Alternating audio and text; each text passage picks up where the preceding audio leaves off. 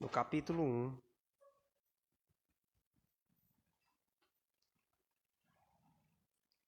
segunda carta do apóstolo Paulo a Timóteo, no capítulo 1, a partir do verso 15.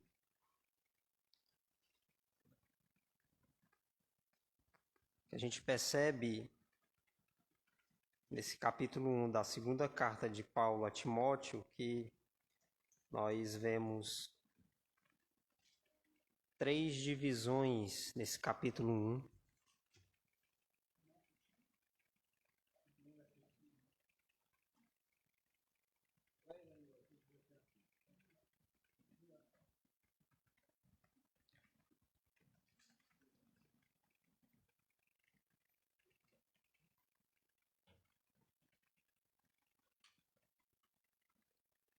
A primeira divisão a gente vê aí do versículo 1 até o 7,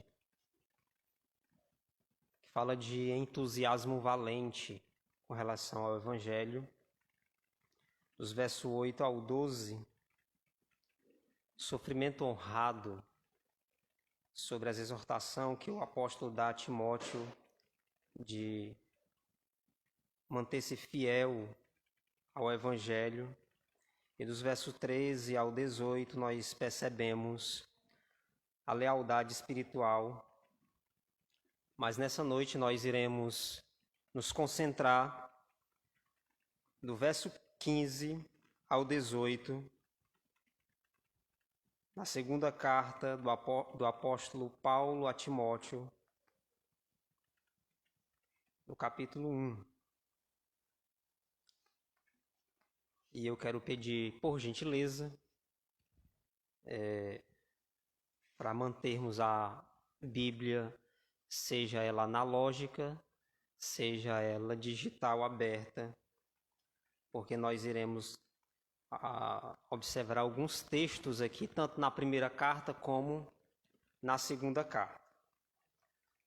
Mas nosso texto está aí a partir do verso 15, na segunda carta, no capítulo 1. Diz assim o texto: bem sabes, que todos os que estão na Ásia me abandonaram. Entre eles, Fígelo e Hermógenes. O Senhor conceda misericórdia à casa de Onesíforo, porque muitas vezes ele me trouxe ânimo e não se envergonhou de eu estar na prisão. Pelo contrário, quando chegou a Roma, procurou-me com persistência e me encontrou. O Senhor lhe conceda que naquele dia obtenha misericórdia diante do Senhor. E bem sabes quantos serviços ele me prestou em Éfeso. Essa carta, meus irmãos, ela é bastante pessoal. Paulo estava sozinho em Roma, à espera do julgamento e, sem dúvida nenhuma, certo de que iria ser morto. A carta é uma mensagem de adeus, de alguém que sabe que a morte está muito próxima. Ainda nessa segunda carta, no capítulo 4, no verso 6 até o 8, Paulo diz o seguinte: quanto a mim, já estou sendo derramado como oferta de libação, e o tempo da minha partida está próximo. Combati o bom combate, terminei a carreira, guardei a fé. E desde agora, a coroa da justiça me está reservada, a qual o Senhor, justo juiz, me dará naquele dia. E não somente a mim, mas a todos os que amarem a sua vinda. E ele, Paulo, ansiava ver o seu filho Timóteo e encorajá-lo para assumir o lugar dele no ministério do Evangelho. No verso 9 do capítulo 4 da segunda carta, ele diz a Timóteo: procura visitar-me em breve. É fato, meus irmãos, que na primeira carta a Timóteo, que alguns se tornaram todos na segunda carta. Veja que em 1 Timóteo, no capítulo 1, no verso 6, ele diz: alguns se desviaram dessas coisas e se entregaram a discussões sem propósito algum. Ainda no capítulo 1 da primeira carta a Timóteo, no verso 19, ele diz: conservando a fé e uma boa consciência, pois alguns, vindo a rejeitá-la, naufragaram na fé. No capítulo 5 de 1 Timóteo, no verso 15, ele diz: pois alguns já se desviaram, seguindo Satanás. No capítulo 6 de 1 Timóteo, no verso 10, ele diz: porque o amor ao dinheiro é a raiz de todos os males, e por causa dessa cobiça, alguns se desviaram da fé e se torturaram com muitas dores. No verso 21 do capítulo 6 de 1 Timóteo, ele vai dizer: alguns se desviaram da fé por professá-lo, a graça seja convosco. Todavia, meus irmãos, em 2 Timóteo nós lemos: todos me abandonaram. No capítulo 1, no verso 15, e no capítulo 4, no verso 16, todos me desampararam. Enquanto na primeira carta era só alguns, agora na segunda carta ele diz: todos me abandonaram. As igrejas estavam se desviando da fé e Paulo incitava o jovem Timóteo a ser fiel ao seu chamado e cumprir assim o seu ministério. Os sentimentos e as preocupações pessoais desse grande apóstolo permeiam as exortações dessa carta. Essa carta não é um canto de cisne de derrota, é um hino de vitória, é um hino de júbilo, porque Paulo, ele combate o bom combate, ele guarda a fé, ele termina a sua carreira, mas ele está seguro de que a coroa da justiça já está reservada para ele e para aqueles que amam a vinda do Senhor. No capítulo 1, Paulo, no apelo pastoral, lembra a Timóteo de seu chamado para o ministério e a responsabilidade e os privilégios inerentes a isso. No capítulo 2 da segunda carta a Timóteo, ele apresenta um apelo prático em que o apóstolo tenta resolver alguns problemas do jovem ministro. A perseguição que ele sofre por causa do evangelho, os falsos mestres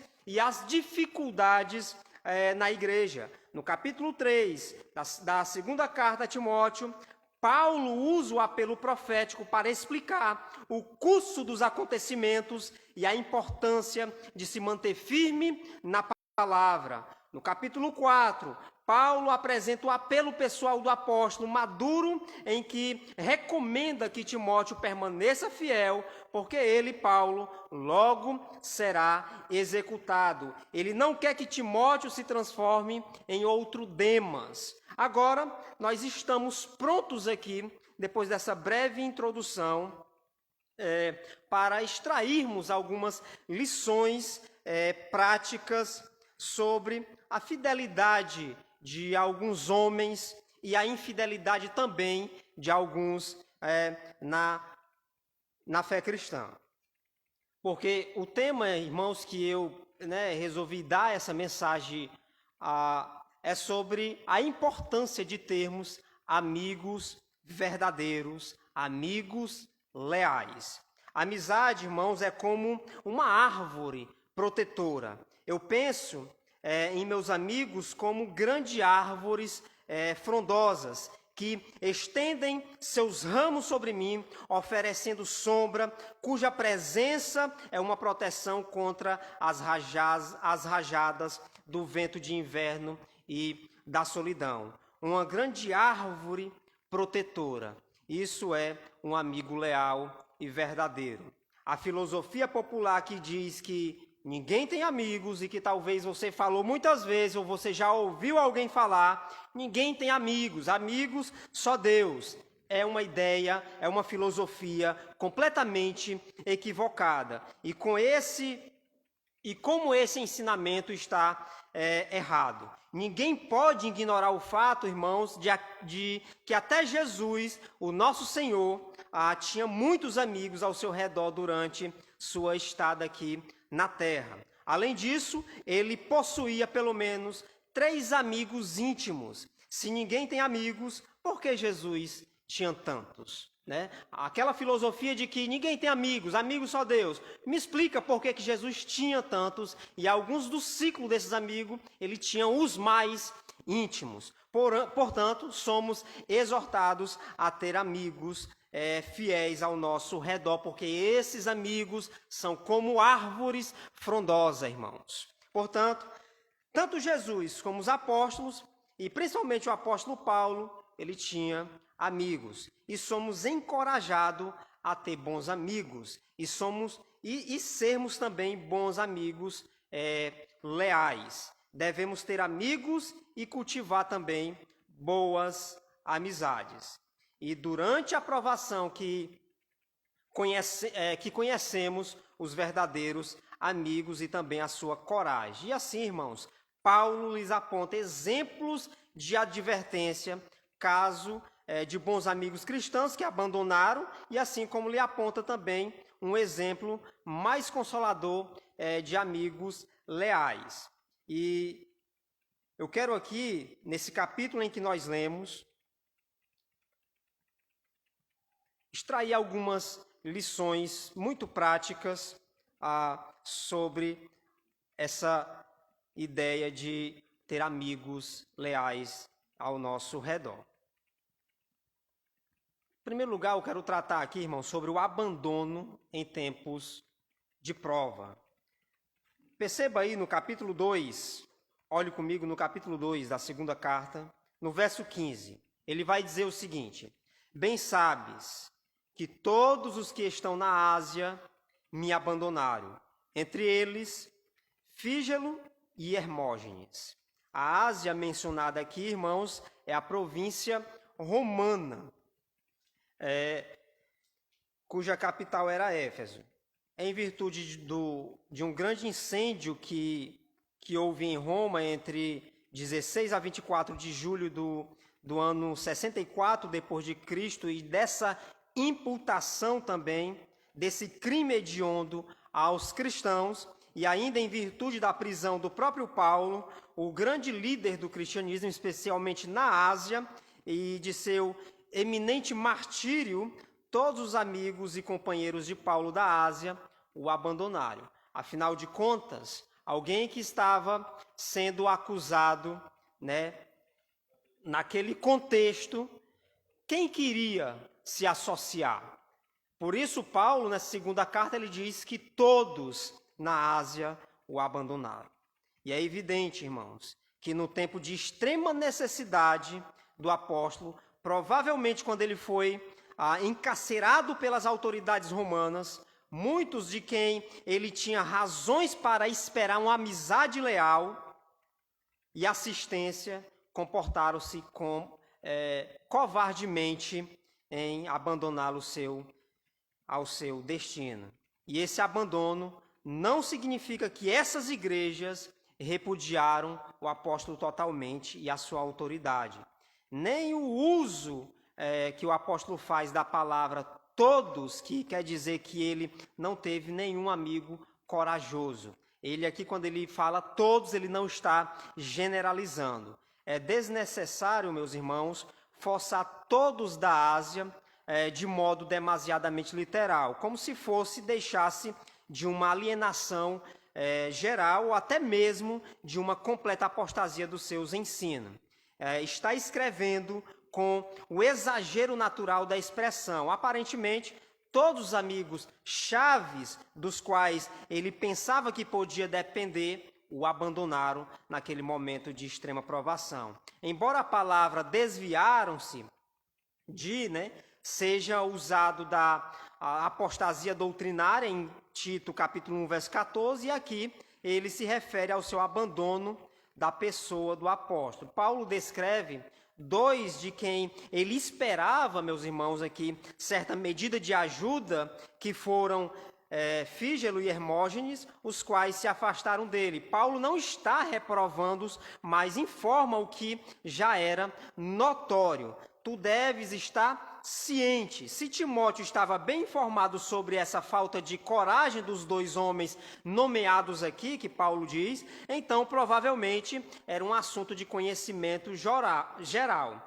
Então, muitos crentes da Ásia poderiam ter ido a Roma testemunhar a favor de Paulo, mas não o fizeram, porque sentiram vergonha de se associar com Paulo. Ele diz aí no capítulo 4, no verso 16, o seguinte: na minha primeira defesa, ninguém me ajudou.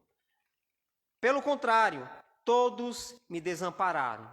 Que isto não lhe seja cobrado. Ter amigos leais, irmãos, envolve muito risco.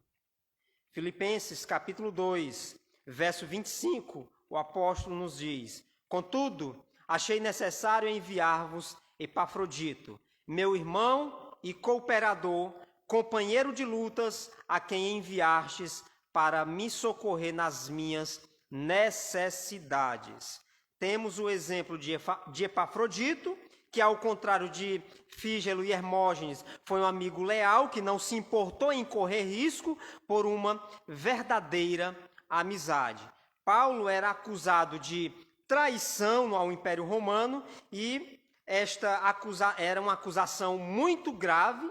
Paulo poderia ser condenado à morte como já estava, e quando um prisioneiro era condenado à morte, quem estava com ele deveria morrer também. Mesmo sabendo disso, Epafrodito abandona sua cidade, sua casa, todos os seus, e vai para Roma cuidar do apóstolo Paulo. Isso é amizade verdadeira, irmãos. Isso é comprometimento, é companheirismo. Que coisa maravilhosa é ter amigos assim. Felizes são aqueles que podem ser e contar com amigos desse porte. É que nos momentos mais difíceis podemos contar com eles. É que naquele momento mais duro da existência humana, nós podemos ligar e ter a certeza de que essa pessoa vai atender o telefone e vai nos confortar, vai nos consolar, vai nos dar uma palavra de ânimo. Quem nunca, irmãos, passou por um momento difícil na vida e teve a ousadia de ligar para um amigo e esse o atendeu e o confortou? Então, é importante cultivarmos amigos leais e verdadeiros. Em segundo lugar, nós vemos a lealdade em tempos de prova. Os versos 16 e 17, que foi o texto em que nós lemos de 2 Timóteo. Ele diz o seguinte: o Senhor conceda misericórdia à casa de Onesíforo, porque muitas vezes ele me trouxe ânimo e não se envergonhou de eu estar na prisão. Pelo contrário, quando chegou a Roma, ele me procurou com persistência e me encontrou. O Senhor lhe conceda que naquele dia obtenha misericórdia diante do Senhor. E bem sabes quantos serviços ele me prestou em Éfeso. No meio dessa debandada geral, Onesíforo, cujo nome significa portador de préstimos, é como uma árvore protetora. É um solo, irmãos, de lealdade no meio de um coral de abandono. Enquanto Paulo diz nessa segunda carta que todos o abandonaram, Onesíforo arriscou também a sua própria vida para estar com o apóstolo Paulo. Onesíforo é aquele amigo que diz: estou aqui, conte comigo, vou com você até o fim, independente do que custe. A beleza de seu caráter e a nobreza de suas ações se destacam claramente no obscuro transfundo da tristeza, ou melhor, da triste conduta de todos os que estão na Ásia, irmãos. Quando tudo mais falha e todos o abandonaram, há um punhado precioso que lhe telefonará e vai lhe dizer: estou com você e não abro. Conte comigo, telefone a qualquer hora, de dia ou de noite. Não vou chutá-lo quando estiver caído. Estou do seu lado, eu o compreendo. É isso que a comunidade cristã dos nossos dias precisa. não são de acusadores, não são daqueles que estão com pedras na mão quando esse ou aquele tropeça, desliza ou cai. A comunidade cristã precisa de pessoas que acolham quando alguém desliza, quando alguém tropeça, quando alguém cai. Não são de dedos acusadores. Às vezes, quando você estiver em profunda dificuldade, haverá alguns amigos que lhes dirão: farei o que você quiser. Conte comigo.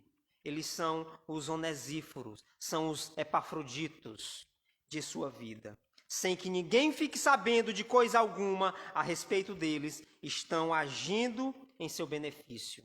Eles se posicionarão lá na linha de frente, irmãos. Um lugar não muito agradável, protegendo-os dos tiros, cobrindo e encorajando pelo simples fato de estarem presentes. Pode ser que algumas pessoas trabalhem contra eles. Pode ser que eles sejam derrotados por aqueles que se viram contra você, mas estarão lá, bem próximo. Eles são amigos leais, são amigos verdadeiros. A fidelidade de Onesíforo constitui-se em um estímulo para Timóteo permanecer firme em seu ministério, sem se envergonhar do evangelho e de seu embaixador em cadeias.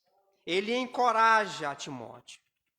Enquanto todos, Timóteo, me abandonaram, Onesíforo não olhou para as acusações, para o que iria lhe custar. Ele me procurou com insistência até me encontrar. Irmãos, ele arriscou a vida. Paulo estava preso e certo de que iria morrer. Mas esse grande homem aqui foi registrado para consolo nosso também, para exortar-nos a ter amigos leais e verdadeiros. E eu quero aqui destacar 4 verdades acerca desse precioso amigo de Paulo, Onesíforo. Em primeiro lugar, Onesíforo, um amigo abençoador. Veja aí comigo a parte B do verso 18. O Senhor lhe conceda que naquele dia obtenha misericórdia diante do Senhor. E bem sabes quantos serviços ele me prestou em Éfeso. Durante os 3 anos de Paulo, que ele passou em Éfeso, ele se desdobrou para servir a Paulo em diversas circunstâncias e ocasiões, uma vez que ele possuía residência. No capítulo 4 dessa segunda carta a Timóteo, no verso 19, ele diz o seguinte: cumprimenta Prisca e Áquila, bem como a casa de Onesíforo. Onesíforo era um homem prestativo, era um homem que tinha disposição para servir. Ainda que esse serviço lhe custasse a própria vida, ele estava disposto. Talvez isso nos confronte, irmãos. Talvez isso nos confronte poderosamente. Porque ele era um amigo prestativo, estava sempre buscando formas e meios para ajudar Paulo em sua missão e pregar o evangelho. No entanto, no momento em que você mais precisa, é que um amigo auxilia. Você nem sequer tem de pedir, ele já está ali pronto para fazê-lo. Quando possui um amigo assim, ele sabe do que você mais precisa. Uma das características de amigos como Onesíforo é que não precisa dizer a ele o que fazer. O lado prático, eles apenas fazem o que é necessário. Isto é fé em ação. Não é aquela fé inoperante. Isto é cristianismo. É deixar de lado a teoria e se cair na prática, se jogar na prática. Devemos cultivar amigos abençoadores. E devemos ser amigos também abençoadores. Não devemos só ter amigos abençoadores. Devemos também ser amigos abençoadores. Não somente em palavras, mas em serviço abnegado. Amigos verdadeiros não usam calculadoras para o serviço, mas eles usam coração.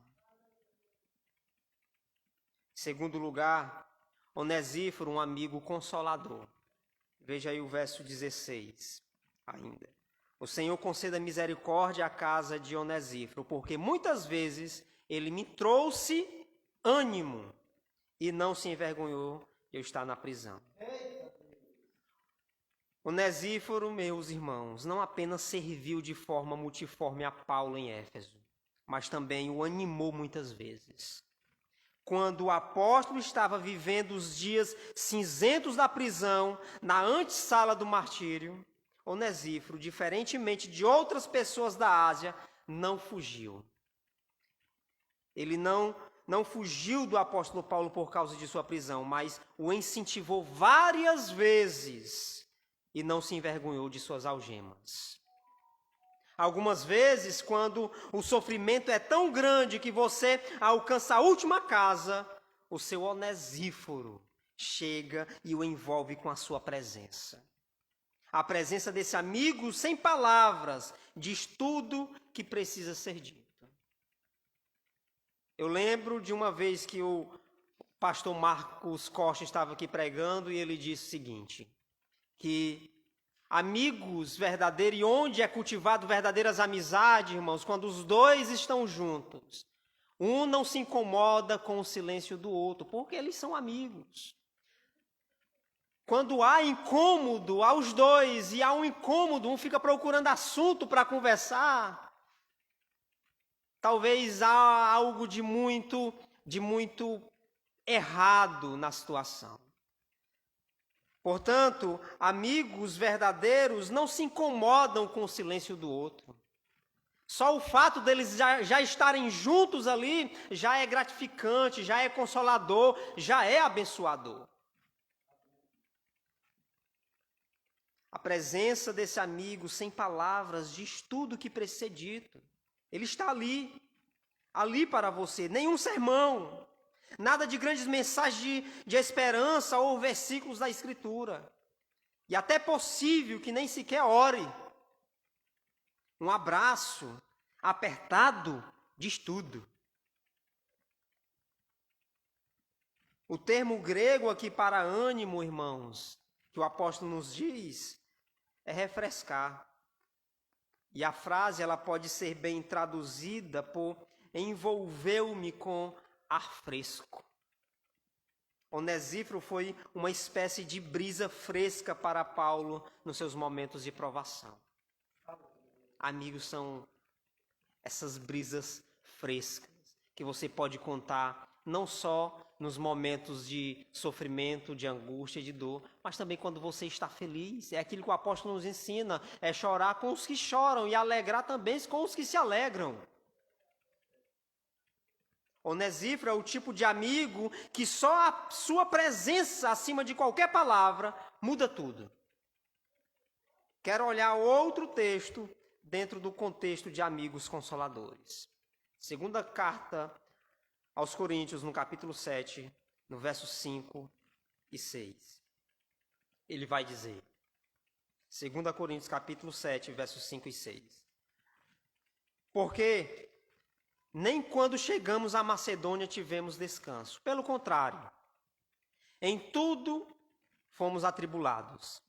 Externamente, lutas, internamente, temores. Mas Deus, que dá ânimos aos abatidos, nos trouxe ânimo com a chegada de Tito. Olha que coisa grandiosa.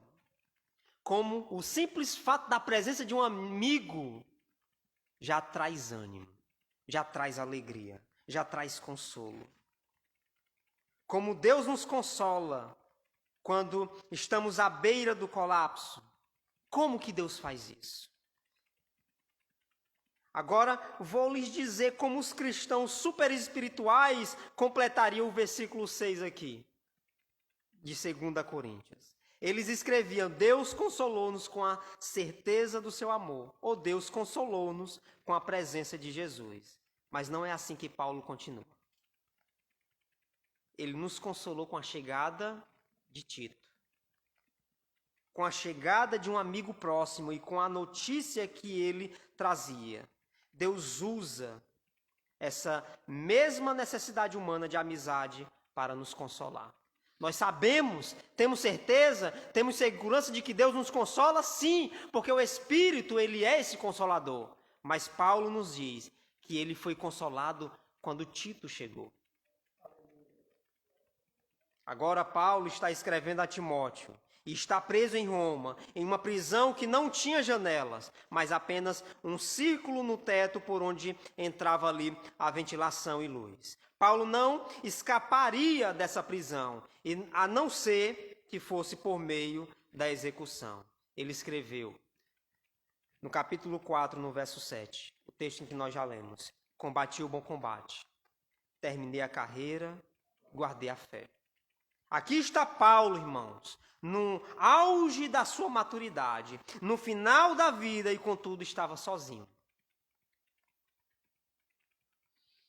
Era um grande e maduro cristão, mas estava sozinho. Ele escreveu sobre a presença do Senhor no verso 17 do capítulo 4. Mas o Senhor esteve ao meu lado e me fortaleceu, para que, por meu intermédio, a pregação fosse anunciada e todos os gentios a ouvissem, e fui livrado da boca do leão.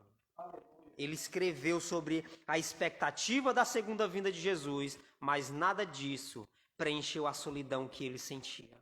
Ele tinha essa segurança, ele tinha essa esperança, mas ele escreve a Timóteo no verso 9, no capítulo 4, procura visitar-me em breve. É a importância, irmãos, de ter amigos próximos, é a importância de congregarmos, é a importância de estarmos unidos, é a importância de estarmos juntos como comunidade. E no verso 21 da segunda carta, no capítulo 4, ele diz: apressa-te e vem antes do inverno. Eubulo, Pudente, Lino, Cláudia e todos os irmãos te cumprimentam. Além disso, Paulo lhe pede que traga a capa e que ele havia deixado para trás, porque estava com frio, e os livros e os pergaminhos, qualquer que fossem. Portanto, meus irmãos, Paulo era um grande cristão, mas uma pessoa muito humana e não tinha medo de admitir sua necessidade de ter amigos. Não tenha medo, meus irmãos, de admitir isso. Nós temos essa grande necessidade de ter amigos ao nosso lado. Essas são necessidades humanas e nunca tenhamos vergonha de admitir isso. Em terceiro lugar, Onesíforo, um amigo encorajador. Verso 17. Pelo contrário, quando chegou a Roma, procurou-me com persistência e me encontrou. Onesíforo fez uma longa viagem de Éfeso a Roma, no tempo em que os crentes eram queimados vivos e decapitados, meus irmãos. Desconhecendo o paradeiro de Paulo, ou seja, em que masmorra ele se encontrava, procurou perseverantemente até encontrá-lo. Poderia dizer, irmãos, que aqui era como procurar uma agulha no palheiro. Paulo ali seria a agulha, e no meio de um palheiro muito grande que era Roma. Qual masmorra ele estaria? Mas Onesíforo procurou perseverantemente com insistência, até encontrá-lo. Podemos até imaginar o que deve ter significado para o apóstolo, irmãos, que definhava na prisão. Ver um rosto conhecido e amigável. Há algo extremamente comovedor quando Paulo declara que Onesíforo, com muito cuidado, me procurou e me achou. Temos um vislumbre de alguém de rosto destemido, em meio de multidões aglomeradas, e seguimos com interesse cada vez maior este estrangeiro proveniente do distante litoral do Mar Egeu. Enquanto ele se enfiava pelo labirinto das ruas desconhecidas, batendo em muitas portas, checando toda a pista, avisado dos riscos que corre, mas não demovido de sua busca, até que, numa prisão obscura, uma voz conhecida o cumprimenta e ele encontra Paulo preso a um soldado romano. Não admira que Paulo sentisse gratidão tão profunda por esse exemplo de fraternidade cristã. Ele poderia, meus irmãos, ter desistido. Após várias buscas, mas não desistiu até encontrar Paulo, para estar ao seu lado nos momentos mais difíceis da sua vida. De fato, Onesíforo era um amigo encorajador. E perceba que ele busca Paulo, ele procura Paulo. Paulo exorta Timóteo, vem visitar-me em breve. E Onesíforo, por ser um amigo fiel, que encorajou muitas vezes, o ajudou e o serviu, sabendo que Paulo estava preso, vai à procura dele. Quarto lugar, meus irmãos. Onesíforo, um amigo que colhe o que semeou. Verso 16, na parte A. O Senhor conceda misericórdia à casa de Onesíforo.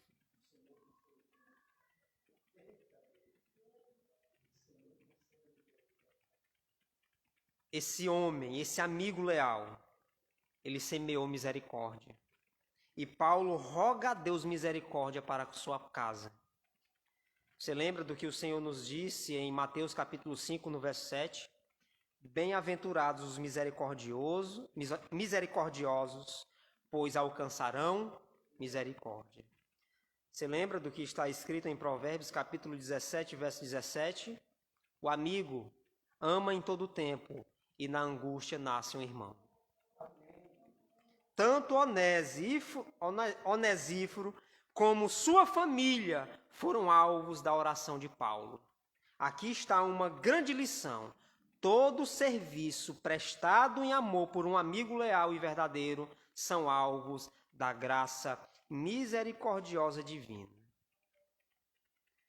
Portanto, para nós concluirmos, quero trazer algumas aplicações práticas aos amigos verdadeiros. A amizade, irmãos, é de fato uma árvore protetora. Na amizade encontramos as mãos de Deus ministrando, animando, dando e apoiando. São heróis da fé relativamente desconhecidos. Alguns como Onesíforo, Epafrodito e etc.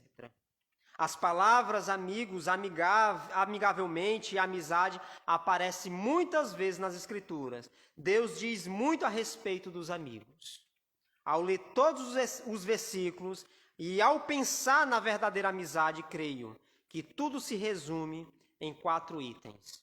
Primeiro, os amigos, eles não são opcionais, são essenciais. Não existe substituto para um amigo. Alguém que se importe, ouça, sinta, console e sim, que ocasionalmente o repreenda também. O amigo leal e verdadeiro, ele vai lhe repreender quando for necessário. Segundo, os amigos não são automáticos. Precisam ser cultivados. A Bíblia diz, o homem que tem muitos amigos pode ser arruinado por eles, mas há amigo mais chegado que um irmão. Provérbios 18, 24. É preciso reavivar constantemente a amizade. Como acontece com as árvores, a amizade precisa ser cultivada. Em terceiro lugar, os amigos, eles não são neutros. Eles causam impacto na nossa vida. Se os seus amigos levam uma vida piedosa, irão encorajá-lo a tornar-se uma pessoa melhor.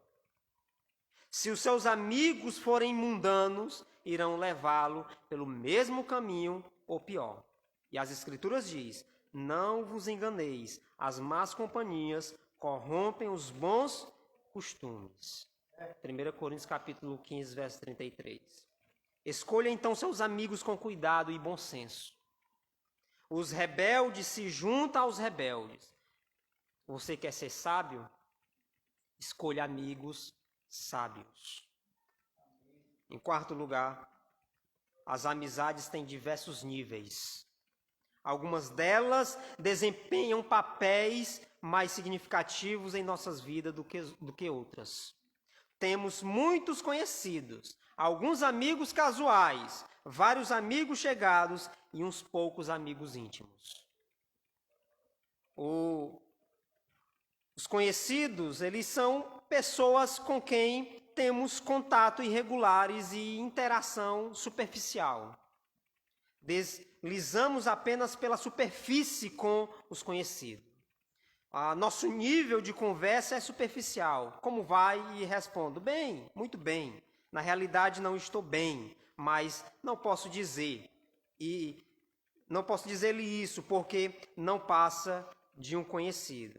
Amigos casuais são aqueles com quem temos mais contato, interesses comuns e com quem podemos ser mais específicos nas conversas. De vez em quando chegamos até a buscar a opinião de um amigo casual, embora continue havendo uma certa distância entre nós. Os amigos chegados são aqueles com quem compartilhamos objetivos de vida semelhantes e com quem discutimos questões difíceis. Fazemos juntos planos, exercício, nos socializamos e algumas vezes até saímos juntos de férias ou etc. E os amigos íntimos são aqueles poucos com quem temos contato regular e um profundo compromisso. Não apenas somos abertos e vulneráveis com essas pessoas, como aguardamos ansiosamente o seu conselho. Os amigos íntimos se sentem livres para criticar e corrigir, assim como para abençoar também e encorajar. Porque a confiança e a compreensão foram estabelecidas entre eles. Todos esses níveis de amizades são importantes, meus irmãos. Mas o mais importante é, de fato, o íntimo. Os que não têm amigos íntimos devem ser as pessoas mais solitárias do mundo. Por isso a importância de termos amigos íntimos, aqueles amigos mais chegados do que irmão. Todos precisamos de pelo menos uma pessoa com quem possamos ser francos e sinceros. Todos precisamos de pelo menos uma pessoa que nos ofereça a proteção do seu apoio, encorajamento e até verdades duras e confrontos. Árvores de proteção e refúgio, todos eles. Paulo tinha uns poucos dessas árvores para a sua bênção. Como resultado, ele conseguiu atravessar os dias mais difíceis e as horas mais solitárias de sua vida. E eu concluo fazendo uma pergunta. E você?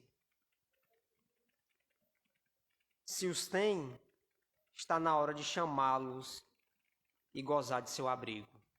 Caso contrário, está na hora de pegar uma enxada e plantar alguns amigos íntimos. Você jamais se arrependerá. Pergunte a Paulo, se possível. Amém? Vamos orar?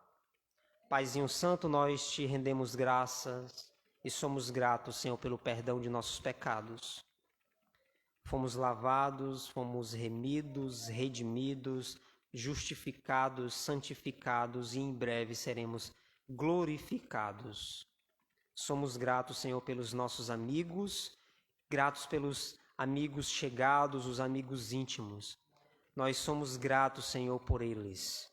Nos ajuda também a ser amigos leais nos momentos de angústias.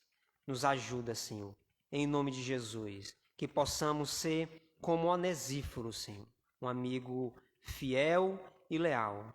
Que ainda que nos custe algo, Senhor, sejamos leais, em nome de Jesus. E que não nos ajuda para que não caiamos, Senhor, no fracasso de que, enquanto alguns na primeira carta a Timóteo, na sua segunda carta ele diz todos, mas ainda havia amigos leais e fiéis.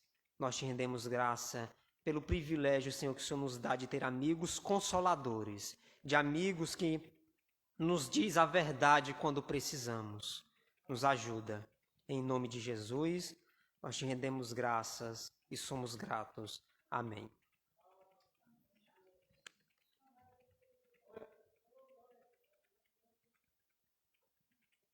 Meus queridos irmãos, uma palavra edificante, uma vez que o Evangelho nos ensina que o nosso relacionamento com Deus deve reverberar no nosso relacionamento com o próximo.